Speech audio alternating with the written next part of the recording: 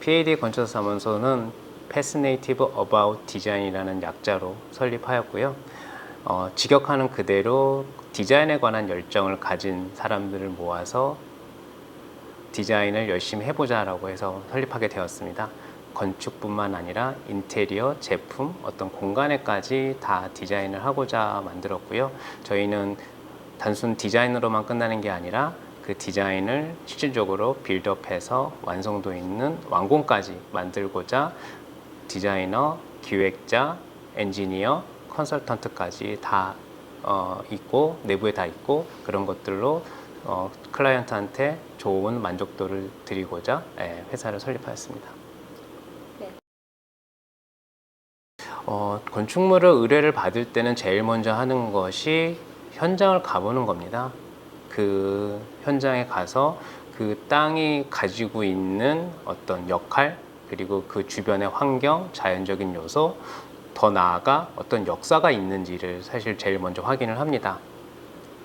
그 공간에 맞는 어떤 자연적인 요소를 사실 제일 중요하게 생각하는데요. 건축물이 나 혼자서만 있으면 안 된다고 생각합니다. 그 곳에, 그 사회에, 그 지역에 주변 건축물, 주변 환경과 잘 어울리는 건축물이 있어야지만 된다고 생각하고요. 또 그런 요소들을 제일 먼저 느껴야지만 건축물을 풀어나가는 어떤 컨셉을 잡기 위한 중요한 요소가 되기 때문에 디자인을 먼저 받으면 제일 먼저 가는 게 현장 가서 그곳의 느낌, 자연환경 그런 것들을 제일 먼저 확인합니다. 제가 더 시에나 리조트는 2018년서부터 작업을 했습니다. 처음에 클라이언트를 만났고 클라이언트가 제주도 서귀포시에 자연 환경이 좋은 곳에 건축물을 짓고자 말씀을 주셨습니다. 그래서 아까도 말씀드린 것처럼 제일 먼저 현장에 가서 그 땅을, 그 지역을, 그 자연 환경을 확인했고요.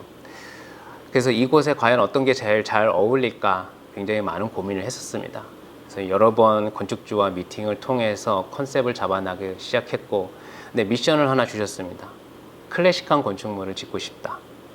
근데 파라메틱한 요소 디자인을 가지고 클래식을 풀어나가기에는 너무 어려움이 많았습니다. 그래서 내가 할 수 있는 클래식을 해보겠다. 하지만 당신 기존의 건축주분이 알고 계신 그런 클래식한 건축물은 안 나올 겁니다. 제가 할 수 있는 클래식 건축물을 하겠습니다. 왜 그렇게 말씀드렸냐 하면 사실 클래식 건축물엔 다양한 공식들이 있습니다. 미국에 대한 클래식한 건축물에 대한 공식이 따로 있고 유럽에서도 동유럽과 서유럽의 그 나라별로 클래식한 건축물에 대한 어떤 공식들이 있는데요. 그런 것들이 지켜지지 않은 건축물들이 클래식한 건축물이라고 선보였을 때는 굉장히 이상한 모습의 건축물이 나옵니다.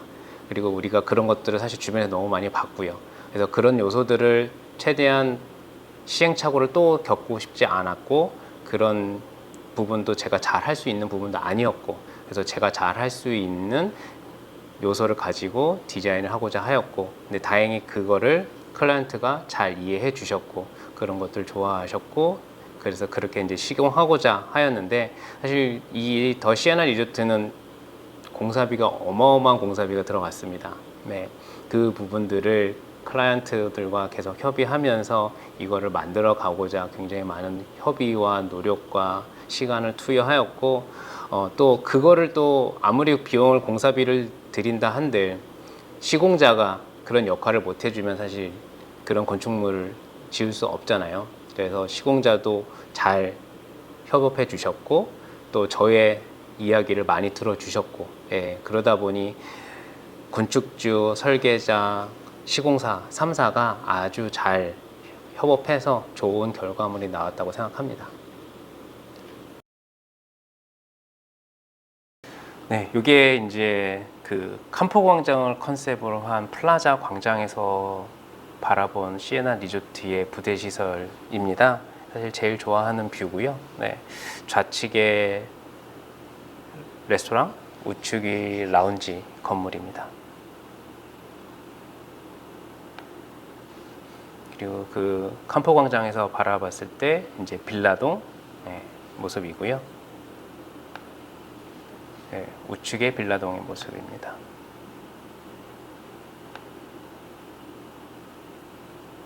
그리고 이제 이게 빌라 B동인데요. 가운데 유럽식 정원이 있는, 그래서 객실에서 모두 저 가운데 유럽식 정원을 바라볼 수 있습니다. 그리고 인피니티 풀입니다.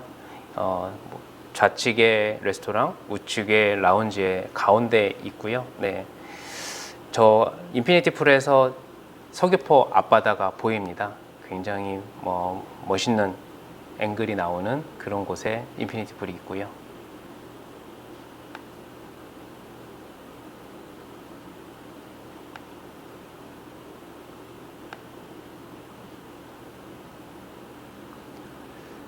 여기는 드랍오프점입니다. 제일 호텔에 처음 왔을 때 첫인상을 느낄 수 있는 그런 공간입니다.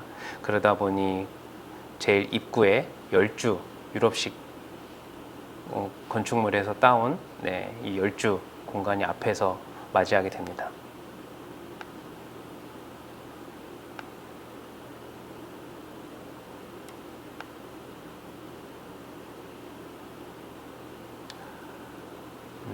저희 시에나 리조트의 제일 장점인 캄포 광장입니다. 여기에 LED 패널이 바닥에 깔려 있고요. 저기서 다양한 영상들을 가지고 관광객들한테 즐거움을 줄 수 있는 그런 공간입니다.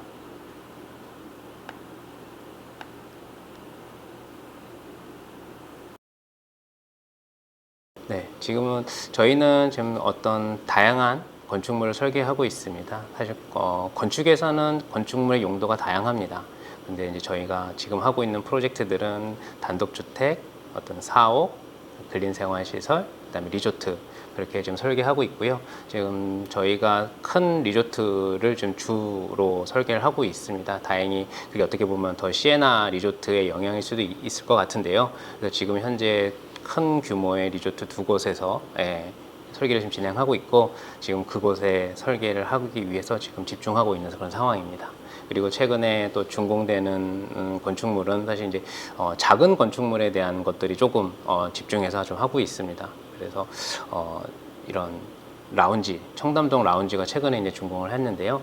최근에 이제 그것도 파라메틱한 디자인으로 지금 설계를 했고, 또 품질 좋게 완성이 되어 있고, 이제 곧 이제 오픈식 할 예정이면서 그걸 최근에 이제 준공 예정인 건축물이 있습니다.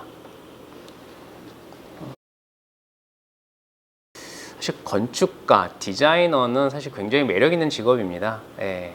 그리고 굉장히 어려운 직업입니다. 왜냐하면 사실 저희는 건축주의 그 생각을 읽어내고, 그 읽어낸 생각을 설계를 하고 디자인을 해서 완성을 해야 하는 직업입니다. 그러다 보니 단순하게 디자인만 풀어가고 디자인만 잘할 수 있는 사람이기보다는 다양한 생각과 다양한 지식이 필요합니다. 예를 들어 저희가 어떤 하나의 건축주만 만날 수 있는 게 아니지 않습니까? 건축주는 다양한 업종을 하고 계시고 다양한 인생을 살아오신 분들이 있습니다. 그런 사람들과 대화를 통해서 그분이 생각하고 있는 지식들, 그분이 상상하고 있는 어떤 건축물, 그런 것들을 내가 읽어내야 하는데, 그거를 읽어내기 위한 방법은 대화입니다.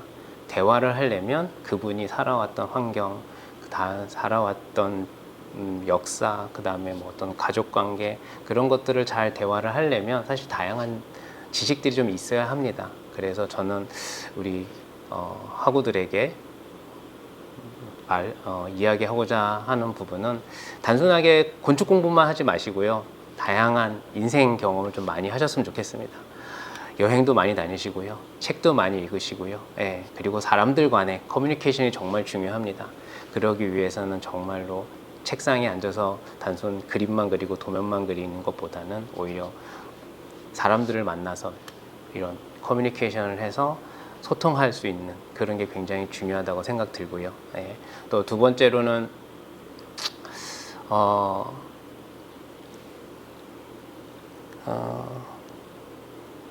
어떤 지식을 쌓아가는 데 있어서 되게 중요한 거는 사람 간의 소통입니다. 그냥 내가 잘났다고, 내가 좀 더 디자인 잘한다고, 내가 조금 더 우월하다고, 그기보다는 내가 저 사람한테 내가 어떤 지식을 나눠줄 수 있고 내가 저 사람을 위해서 무엇을 할 수 있을까, 그런 것들을 조금 더 그 사람을 생각하고 그 사람을 이해하고 그 사람에게 내가 조금 더 양보한다고 하면 사실 좋은 건축물을 디자인할 수 있을 거라고 생각이 듭니다. 그렇기 때문에 저는 두 가지 키워드를 딱 말씀드리고 싶습니다.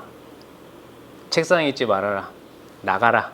그리고 두 번째, 남을 배려해라. 그러면 좋은 건축가, 좋은 디자이너가 될 수 있다. 그렇게 말씀드리고 싶습니다.